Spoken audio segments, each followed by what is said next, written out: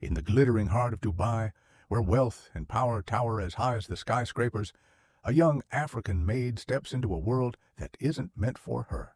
Amina, beautiful, resilient, and carrying a quiet fire within, has learned to move like a shadow, unnoticed in the grand mansion of Khaled al-Rashid, the brooding Arab billionaire who owns it. He doesn't see her, not at first. To him, she's just another uniform in a sea of servants, another pair of hands scrubbing away the traces of his luxury. But fate? Oh, fate has a wicked sense of humor, because soon those hands will become the ones he aches to touch. Those eyes, the ones he can't look away from. But this isn't some fairy tale romance. This is a dangerous game, a love that shouldn't exist. Because in his world, men like him don't fall for women like her. And women like her, they know better than to dream about men like him.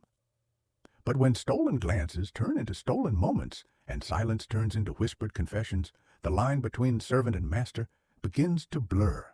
And once that line is crossed, there's no turning back. It starts with a glance, quick, unintentional, but enough to make Amina's heart race.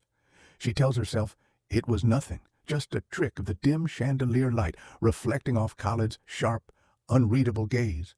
But then it happens again and again, until she realizes he's watching her. Not in the way a master watches a maid, no. This is different. This is dangerous. Khaled al-Rashid, a man who commands boardrooms and bends the will of men with a single word, finds himself intrigued by the quiet girl who moves like a whisper through his home. She is not like the polished, high society women who drape themselves around him, suffocating him with expectations and rehearsed smiles. No, Amina is something else entirely, unpolished but radiant, a storm trapped in silence. And then comes the moment neither of them can ignore. A late evening, the golden hue of the setting sun slipping through the vast windows, painting Amina in a way that makes Khaled forget himself.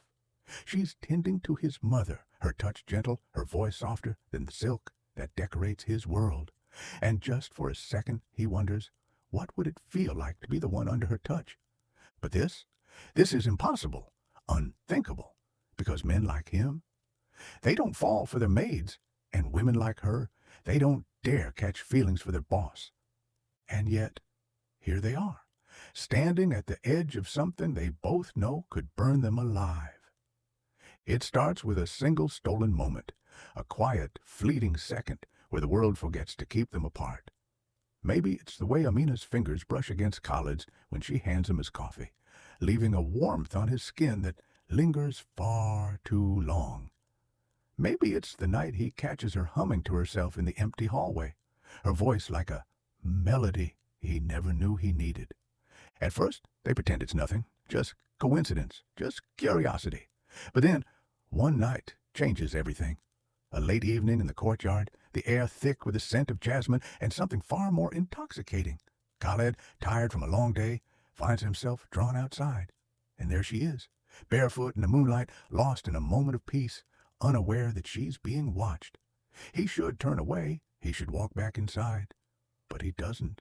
Instead, he speaks. And when Amina turns, her eyes meeting his under the soft glow of the lanterns, there's something there, something unspoken, something forbidden. And just like that, the game begins. Their conversations grow longer, their silences become heavier. Every glance feels like a secret. Every touch, however accidental, sends fire through their veins. He gives her a scarf, nothing too extravagant, just soft fabric in deep blue. But the way she looks at it, as if it's the first thing that's ever been truly hers, does something to him.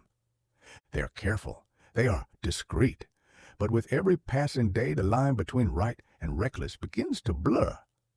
Because how long can you pretend something isn't real when your body betrays you, when your heart beats a little faster at the sound of his voice, and then the first real touch? Maybe it's intentional, maybe it's not, but it happens. And once it does, there's no going back. But stolen moments can only remain secrets for so long. Whispers travel faster than the desert wind, and in a household where servants talk and eyes are everywhere, rumors start to swirl. Amina feels it before she hears it. Lingering glances from the other maids, hushed voices stopping the second she walks into the room. And then the questions begin, too casual, too calculated. "Did the boss say something to you last night? Why were you in the courtyard so late? He doesn't usually look at the maids, so why you?" She plays it off, pretends not to notice, but deep down, fear coils in her stomach. Because in this world, a maid caught in the arms of her boss isn't a love story, it's a scandal, and scandals don't end well for girls like her. But what's worse, she's not the only one feeling the shift. Khaled notices it too, the way his fiancée Yasmin, beautiful, elegant, and chosen by his family, begins watching him more closely, the way his mother's gaze lingers on him, suspicion flickering in her wise old eyes. The walls are closing in, and then the storm breaks. One evening, as Amina is clearing the dining table, she feels it, an intense stare from across the room. She looks up, and there she is, Yasmin, standing by the doorway, arms crossed, a smirk on her lips. "You're awfully comfortable here, aren't you?" she murmurs. The words aren't loud, but they don't have to be. Amina swallows, keeps her head down. She knows the rules, knows that answering back will only make things worse. Yasmin steps closer, lowering her voice. "You think he sees you? You think you're special? You're nothing, girl. Nothing but a passing distraction." And just like that, the reality of their love crashes down like a house of cards. Amina may have stolen his attention, but Yasmin has something stronger: power, family ties, the ability to destroy her with a single word. And the worst part? Yasmin isn't wrong. The accusations come swiftly, sharp as a dagger, a missing necklace, a theft. And just like that, Amina goes from being an invisible maid to the center of a scandal that was bound to happen. She stands frozen as the guards storm her tiny servants' quarters, overturning her mattress, pulling apart her drawers. She doesn't even own enough to fill a suitcase, but they search anyway. And then one of them holds up something. A gold necklace, expensive, gleaming under the dim light. A necklace that is not hers. A gasp, a scandalized murmur. "She stole it," someone hisses. "I always knew she was trouble." And standing in the middle of it all, calm as a queen, is Yasmin. Amina's heart pounds against her ribs. She knows the truth, knows she never touched that necklace. But it doesn't matter, because in this world, the word of a maid against the word of a wealthy, high-status woman carries no weight. Except, this time, she is not alone. Footsteps echo through the marble hallway. A commanding voice cuts through the noise. Enough. Khaled. He steps forward, his gaze locked on Amina, not with doubt, not with hesitation, but with something fierce, protective. "She didn't steal anything," he says, his voice like steel. "And if anyone dares to accuse her again, they'll be answering to me." Gasps, wide eyes. A ripple of shock spreads through the household, and just like that, the scandal is no longer about a maid accused of theft. It's about a billionaire defending her. And everyone knows what that means. It means the whispers weren't just whispers. It means the rumors were true. And in this world, that is more dangerous than any crime. Amina has a choice. Stay and watch everything crumble. Watch Khaled fight for her. Watch him burn bridges, lose the respect of his family, risk everything he has ever built for her. Or leave. She knows what she must do. That night, when the house is asleep, she packs her things, what little she owns. She doesn't write a note, doesn't say goodbye, because if she does, she knows she won't be able to leave. But Khaled, he is not a man easily fooled. He finds her before she reaches the door, his silhouette dark against the dim light of the corridor. "Amina." His voice is low, rough, desperate. She doesn't turn around, because if she looks at him now, she'll break. "Don't do this," he says. "Don't walk away." She clenches her fists, willing herself to be strong. "We both know I have to." A pause, silence so heavy it hurts.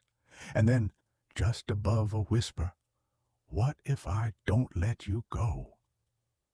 Her breath catches, because, for a moment, she almost believes him. almost believes in the fantasy that they can fight the world and win. But she knows better. So she forces a smile, a sad, broken thing, and whispers, "Then you wouldn't be the man I fell in love with." And with that, she walks away, out of his house, out of his life, out of the love story that was never meant to be.